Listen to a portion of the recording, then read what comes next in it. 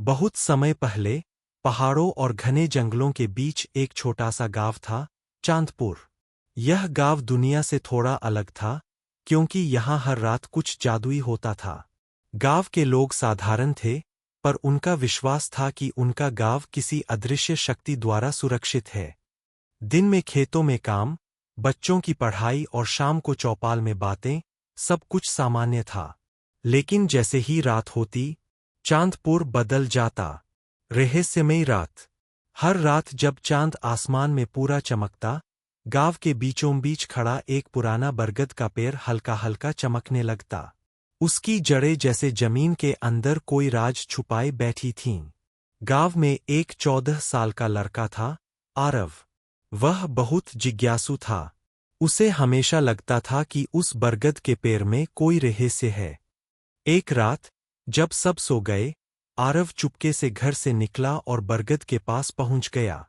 जैसे ही वह पेड़ के करीब गया, उसे धीमी सी आवाज सुनाई दी। आरव, क्या तुम जादू देखना चाहते हो? आरव घबरा गया, लेकिन उसने हिम्मत करके कहा, हाँ, मैं जानना चाहता हूं कि इस पेड़ में क्या राज है। जादुई दरवाजा। अचानक बरगद की जड़ें हिलने लगीं और उनके बीच एक छोटा सा दरवाजा खुल गया। अंदर से नीली रोशनी आ रही थी। आरव धीरे धीरे अंदर गया। अंदर एक अद्भुत दुनिया थी, चमकते फूल, उड़ते जुगनू और एक छोटा सा तालाब जिसमें पानी चांदी जैसा चमक रहा था।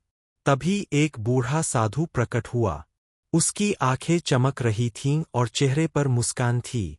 साधु ने कहा, मैं इस जादुई गांव का रक्षक हूं। चांदपुर साधारण गांव नहीं है। यहाँ के लोग अच्छे दिल के हैं, इसलिए यह गांव जादू से सुरक्षित है। आरव ने आश्चर्य से पूछा, लेकिन यह जादू सिर्फ रात में ही क्यों होता है? साधु बोले, क्योंकि दिन में लोग अपने काम में व्यस्त रहते हैं और रात में प्रकृति अपनी असली शक्ति दिखाती है।